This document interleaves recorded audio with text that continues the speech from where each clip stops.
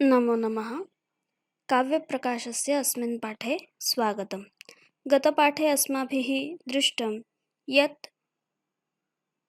लक्षणायाः यत् प्रयोजनं तत् कया वृत्त्या ज्ञायते।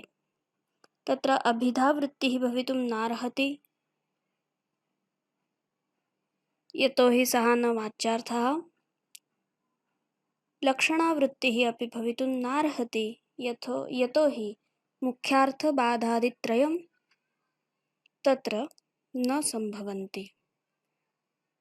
किन्तु यदि प्रयोजनवत्वं तस्याः अङ्गीकृत्य तत् प्रयोजनमपि लक्षणया एव ज्ञायते अथवा ज्ञाप्यते इति यदि अस्माभिः अङ्गीक्रियते, तदानीं दोषः भवति। स च दोषः अनवस्थारूपः इति अस्माभिः गतपाठे दृष्टम्। इदानीम् अस्मिन् पाठे किमुच्यते तैः प्रयोजनेन सहितं लक्षणीयं न युज्यते। ननु पावनत्वादिधर्मयुक्तमेव तटं लक्ष्यते गङ्गायास्तटे घोषः इत्यतः अधिकस्य अर्थस्य प्रतीतिश्च प्रयोजनम् इति विशिष्टे लक्षणा। तत् किं व्यञ्जनया? अयं पूर्वपक्षः अस्ति। इथं काय म्हटलेलं आहे की जर लक्षणाचं प्रयोजन हे दुसऱ्या वृत्तीने समजायला हवं असं म्हटलं, पण जर असं केलं तर विशिष्टे लक्षणा म्हणजे प्रयोजन विशिष्ट लाक्षणिक अर्थ किंवा लक्ष्यार्थ याच्याच ठिकाणी लक्षणा स्वीकृत केली तर, म्हणजे गंगायां घोषः या ठिकाणी गंगा पदाने नुसता तट दाखवला जातो असं न म्हणता, लक्षित होतो असं न म्हणता, शैत्य पावनत्व विशिष्ट तट हा लक्षित होतो असं म्हटलं तर काही हरकत नाही, व्यंजनेची आवश्यकता नाही. सामान्यतः नैयायिकांचं हे मत आहे. नैयायिक व्यंजनेला मानत नाहीत. व्यंजनेचा निर्वाह हा लक्षणेनेच होतो, त्यामुळे आणखी एक अधिक वृत्ती मानायची आवश्यकता नाही असं त्यांचं मत आहे. मग या प्रकारे विशिष्टाच्या ठिकाणी जर लक्षणा केली तर प्रयोजनेन सहितं लक्षणीयं न युज्यते. तर त्यावर म्हणतात की असं प्रयोजन विशिष्ट लाक्षणिक अर्थ म्हणजे लक्ष्यार्थ असं असू शकत नाही. कारण का? तर त्यांनी सर्वशास्त्रसंमत असा एक न्याय इथं प्रस्तुत केलेला आहे.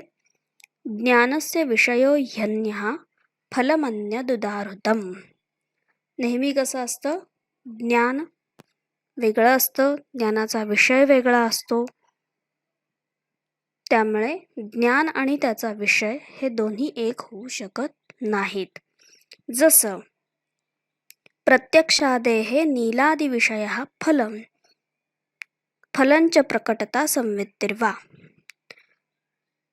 प्रत्यक्ष ज्ञान जे असतं, प्रत्यक्ष ज्ञान याचा अर्थ आपण आपल्या इंद्रियांनी जे ज्ञान करून घेतो, मग ते चक्षुरेंद्रिय असेल किंवा कर्णेंद्रिय असेल, घ्राणेंद्रिय असेल, कोणत्याही पंचज्ञानेंद्रियांपैकी कोणत्याही इंद्रियाने. समजा इथे नील हा विषय घेतलेला आहे. नील याचा अर्थ निळा किंवा काळा. अयं घटः नीलः हे ज्ञान झालं. आता ह्या ज्ञानाचा विषय जो आहे तो नील पदार्थ किंवा हा घट पदार्थ आहे.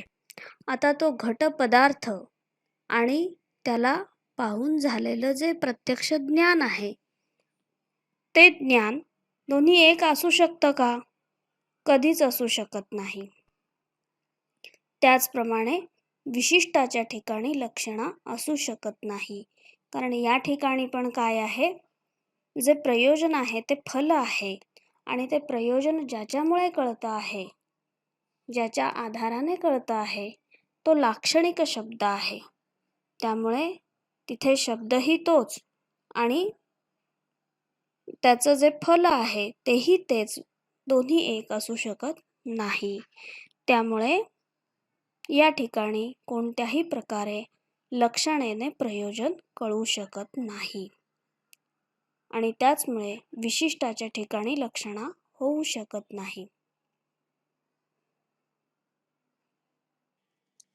पुढे ते म्हणतात, विशेषाः स्युस्तु लक्षिते.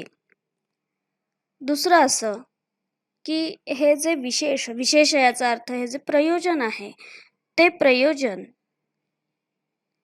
लक्षणा वृत्तीने समजतं असा आपल्याला अनुभव पण येत नाही. म्हणून काय म्हणतात, तटादौ ये विशेषाः पावनत्वादयः ते च अभिधा तात्पर्य लक्षणाभ्यो व्यापारांतरेण गम्याः. ते आपल्याला समजतात हा आपला अनुभव आहे, पण जेव्हा गंगा पदाने गंगा तट हा लक्षार्थ दिला जातो त्यावेळी त्यानंतर आपल्यासमोर हे जे शैत्य पावनत्व आहे हे प्रयोजन समोर येतं आणि ते त्यावेळेला लक्षणेने येत नाही हे तर सिद्ध झालं. त्यामुळे अभिधेने तर होतच नाही हेही झालं. अभिधा असो किंवा तात्पर्य वृत्ती ही आपण वाक्याची वृत्ती म्हणून पाहिलेलं होतं वाक्यार्थबोधासाठी. त्यानंतर लक्षणा या तीनही व्यापारांच्या शिवाय, व्यापारांतर म्हणजे जसं अन्य हा व्यापार हा दुसऱ्या प्रकारच्या वृत्तीनेच हा अर्थ समजतो. मग त्या वृत्तीला किंवा ते समजण्याला म्हणा व्यंजन म्हणा, ध्वनन म्हणा, द्योतन म्हणा, पण या शब्दांनीच काय केलं जातं, त्याचा निर्देश केला जातो. एवं लक्षणामूल व्यंजकत्वम उक्तम. तर इथं काय सिद्ध केलं आतापर्यंत यांनी, की ज्या वेळेला लक्षणा केली जाते, लक्षणा वृत्तीचा आश्रय घेतला जातो, त्यावेळेला ते जे लक्षणेचं प्रयोजन आहे ते प्रयोजन व्यंजना वृत्तीने कळतं. ठीक. आता यानंतर अभिधा मूल व्यंजना जी आहे तिचं स्वरूप सांगतात. प्रायशः सर्वेषामप्यर्थानां व्यंजकत्वमपीष्यते असं जे सुरुवातीला म्हणलेलं आहे की शब्दांचीच व्यंजकता असं नाही, तर अर्थांची सुद्धा व्यंजकता ही काव्यामध्ये अपेक्षित आहे असं जे म्हटलेलं होतं त्यानुसार त्यांनी आत्तापर्यंत लक्षणामूल व्यंजना सांगितली आणि आता अभिधामूल व्यंजनेकडे जात आहेत. अभिधामूल व्यंजना कशी होते, तर अनेकार्थस्य शब्दस्य वाचकत्वे नियंत्रिते संयोगाद्यैः अवाच्यार्थधीकृत व्यापृतिरंजनम. ज्यावेळी अनेकार्थी शब्द असतात त्यावेळेला नेमका कोणता अर्थ घ्यायचा असा जेव्हा प्रश्न पडतो त्यावेळेला अभिधेचं वाचकत्व हे एखाद्या कारणाने नियंत्रित केलं जातं आणि त्यावेळी जो दुसरा अर्थ समोर येतो तो अर्थ हा कोणत्या वृत्तीने येतो, तर ही इथे अभिधामूल व्यंजना असते. उदाहरणावरून पाहूया आपण. आता या वाचकतेचे नियंत्रक काय आहेत. अनेकार्थी शब्द याबद्दल तर आपल्याला माहिती आहे. जसं सैंधव हा शब्द जर घेतला तर सैंधव शब्दाचा अर्थ काय आहे, घोडा पण आहे आणि सैंधव म्हणजे मीठ पण आहे. हे दोन्ही अर्थ जेव्हा इथे असतात त्यावेळेला ज्या वेळेला शब्दाचा उपयोग केला जातो वाक्यात सैंधवम आनय, तर त्यावेळेला त्याचं वाचकत्व की इथं नेमका सैंधव घ्यायचा आहे का, किंवा सैंधव आणि घोडा हे दोन्ही अर्थ एकदम प्रवृत्त होतात, पण मग काहीतरी कारणाने त्यातल्या एका अर्थाला अडवलं जातं. जसं जर युद्धप्रसंगावर चाललेला असेल किंवा बाहेर चाललेली असेल व्यक्ती एखादी आणि त्यावेळेला त्यांनी सैंधव मानव आनय असं कुणाला सांगितलं, तर तो जो आणणारा आहे, तो आणणारा त्याच्या पुढे दोन्ही अर्थ, वाच्यार्थ दोन्ही प्रकट होतात, की एक सैंधव म्हणजे मीठ, दुसरा सैंधव म्हणजे घोडा. मग त्यावेळेला प्रकरण हा हेतू येतो आणि त्या प्रकरणाने बहिर्गमन म्हणजे बाहेर जाणं आहे. त्यामुळे मीठ हा जो दुसरा अर्थ आहे तो नियंत्रित केला जातो आणि मग येतो समोर अर्थ, तो म्हणजे घोडा. ठीक. आता इथे प्रश्न उपस्थित होतो की इथे घोडा हा अर्थ कोणत्या वृत्तीने आला? अभिधेने येऊ शकतो का?